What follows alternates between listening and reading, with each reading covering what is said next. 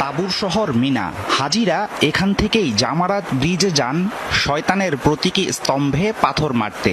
তারা যে পাথরগুলো ছুঁড়ে মারেন তার মোট ওজন দাঁড়ায় 1000 টন।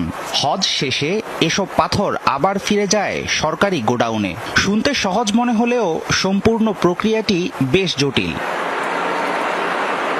মিনা থেকে জামারাত ব্রিজে যাওয়ার পথে অবস্থিত পাথর মারার 3টি স্তম্ভ।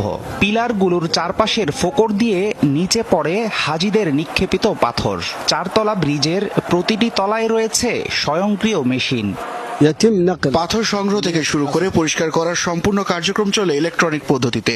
নুড়ি পাথরগুলো ধুয়ে শুকিয়ে রিসাইকেল করা হয়, আগামীতে ব্যবহারের জন্য প্যাকেট করে পাঠানো হয় গোডাউনে। সাধারণত হাজিরা জামারাত অঞ্চল ছেড়ে যাওয়ার পরে করা হয়ে থাকে নিক্ষেপিত কঙ্কর সরানোর কাজ।